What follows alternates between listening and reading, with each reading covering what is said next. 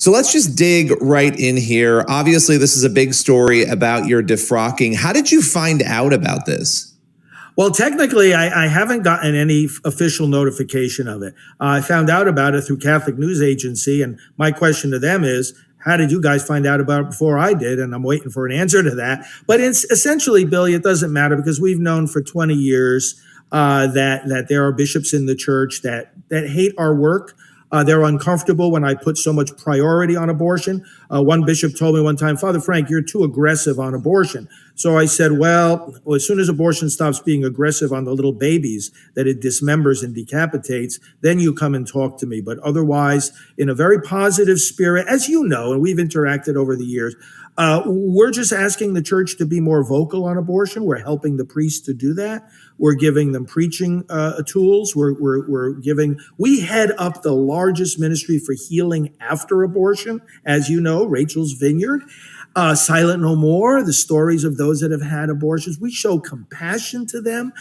We help the Vatican. We help the Vatican with the Holy See mission to the United Nations. We help that office to function, as a matter of fact. We work with the Secretariat of State defending the unborn at the United Nations.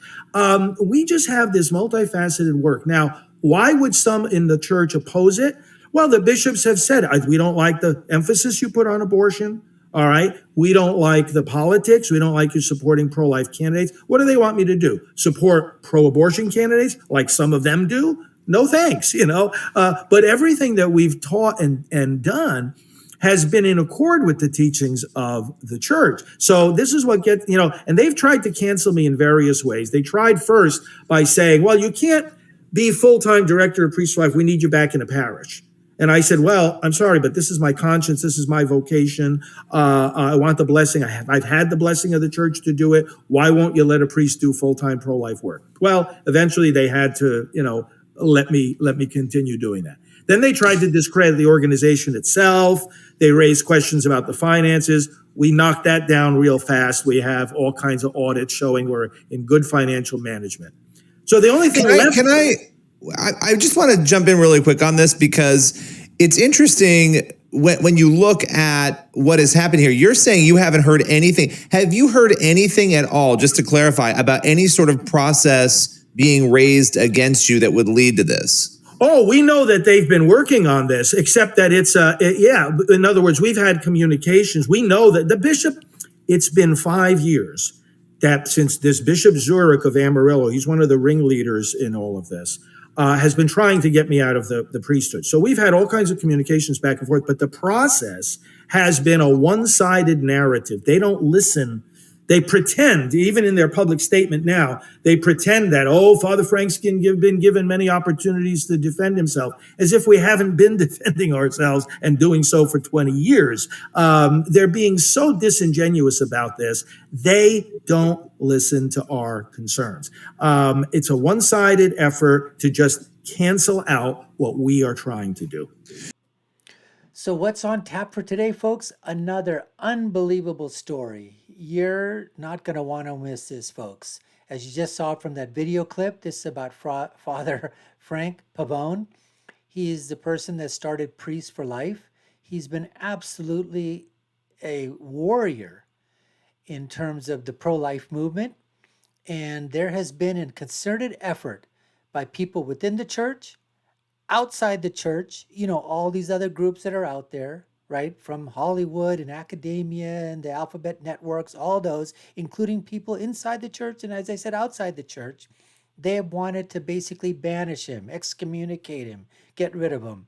And that's finally happened. So we're going to get into all of that. We're also going to see some of the tweets that the Vatican and others have said were blasphemous. Yes, folks, blasphemous tweets from Father Frank Pavone. We'll see all that, get into the background story as well. So stick around. You don't want to miss any of this. And before we get to that, just want to let you know, you're watching the Dr. Nasser Sheikh Show. I'm your guest host for today. My name is Dr. Sheikh. And if you haven't already done so, we certainly hope that you go ahead, hit that subscribe button, like and share us. You know what happens with the YouTube algorithms. And hit that notification bell so you hear about all of our other content.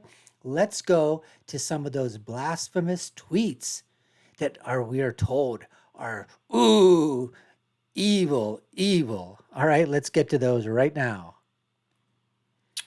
Okay, so here we have that tweet. Yep, we have only just begun exposing abortion, exposing the Democrats, exposing the swamp in both the state and the church. One of the tactics of them all is that they think they can get away with their evil and shut the rest of us up. Wow, have they underestimated their opponents?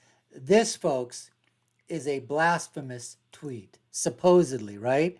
All right, so if you think that was there, how's this one? Here's another blasphemous tweet, folks.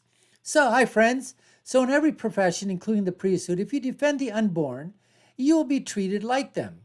The only difference is that when we are aborted, we continue to speak loud and clear. Folks, what's happened here is that the church, the Vatican, and this includes the Pope, I'm sure. I mean, this doesn't come without. Come on, folks. Who's the big guy here, huh? Who's the big guy?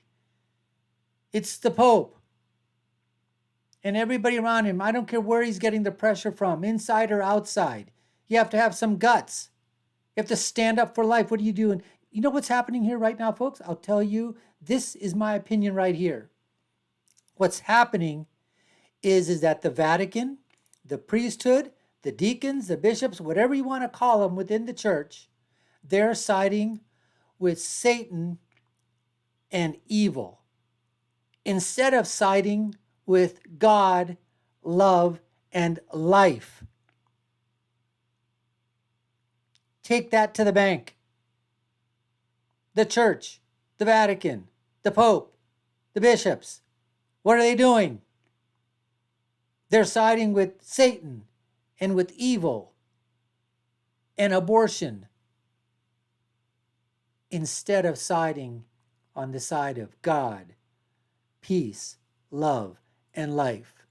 Some of the background on this, folks, is just, here's what they're talking about. They said, let's go here. A letter to the U.S. bishops and the Vatican ambassador to the United States obtained Sunday said that the decision against Pavone, who heads the anti-abortion group Priests for Life, had been taken November 9th, and there's no chance for appeal. Does anybody wonder what Jesus would have thought of this? Prophet Jesus? Have any idea what Prophet Jesus would have thought? That there's no chance for an appeal? Is this really supposedly a Christian decision? Is that what's going on here, folks? Now, what's happened is that the bishop of Amarillo, Texas, for over the last decade, he's had a vendetta against pro-life and partisan political activities. And it came to a head back in 2016 when Father Frank Pavone put an aborted fetus on an altar and posted a video of it on 2 social media sites. Now, the video then was accompanied by a post saying that Hillary Clinton and the Democratic Party would allow abortion to continue and that Trump and the Republican platform wanted to protect the unborn children. And we know that, folks, President Trump was one of the most active pro-life presidents that we've ever had. One of his big things is that when he was going to appoint Supreme Court justices, is that they were absolutely crystal clear on their opinions, their ideas, and their faith in terms of what it meant to be pro-life. And we got 3 great justices that we know, at least we hope, but so far they have been on the side of pro-life. But that's what's happened. But the whole thing was that, he decided that he became political. This was abortion. Unfortunately, abortion and the murder of innocent babies has become political. And Father Frank Pavone decided to take a stand for a long time. But it basically came to a head, just like it does with so many other things that have happened, that as soon as he joined forces with the Trump campaign, everything accelerated. The only shock to me is that this took 5 years. I'm sure that the Pope and people were swaying back and forth, on the middle of the fence what to do. But if you're going to do it early. Have some guts and do it. What was this cowardice, hanging on for 5 years, 6 years? Regardless, Father Frank Pavone, he says, basically he's telling them that he's saying, screw you guys, okay? Doesn't bother me. I'm going to continue with my mission, and his mission is to save as many babies as he can, continue working for the pro-life movement. If you go on to say is that we talked about this. He was a firm supporter of Trump in 2020, and he continued to use social media to get his political ends. I mean, you have to shape the narrative, folks. I've always said that in politics or in any type of in anything, you got to go on the offense. You can't backpedal. You can't play, you can't defend against a Hail Mary. I guess we'll call that pun intended. But you know what? You've got to prevent. You got to go on the offense. That's what you need to do. You have to be on the offense. You've got to be out there with your points, talking about your policy, talking about what it is that you're trying to accomplish. You can't back down against these folks, people. You cannot back down against the pro-choice, pro-murder movement. It's just not going to happen. And he goes on to say, this guy's unbelievable. I mean, he dresses like, Fonzarella, right? He puts on his he has his priestly attire, and then he puts on a black leather jacket over top of it. Sometimes, okay, with, a muffler or whatever around his neck. I mean, the guy's unbelievable. I mean, look what he did there. An altar, he brought a dead fetus and put it there. But he was proving a point showing that, this guy has guts. He has some gumption. He's going out there believing in what he's believing in, doing what he feels needs to be done, giving voice to the voiceless, defending those who don't have any voice at all. And that is the unborn. And that, folks, is something that we should be proud of what Father Frank Pavone is doing and give him as much backing as we can do. That's what we have to do. And all this peaceful protest, speaking our minds, letting everybody know where we stand and that there is a line in the sand. No abortions. We need to do something. I mean, right now, Roe v. Wade, yes, okay, reversed. But now we've got to continue to challenge it in the states so we make it completely illegal across America. And that's what people like Frank Pavone and Priests for Life and so many other great organizations, are doing, trying to save the unborn children that are murdered because of the pro-choice, pro-murder policy of the Democrats, those on the left, progressives, moderates, academia, the hypocrites in Hollywood, the alphabet networks. You know what I'm talking about. Anyways, hope you enjoyed this video. Like, shares, go ahead and subscribe. We'd love you to do that. Hit that notification bell so you know when we have our other content. And I'll leave you with the following thought, folks. And that's what I've always said. Oh, and you're watching the Dr. Nasser Sheikh Show. I was your guest host. My name is Dr. Sheikh, and I'll leave you with my final thought. When you're right, you're right. And when you're left, they're wrong. We'll see you again next time, folks. Take care and stay safe.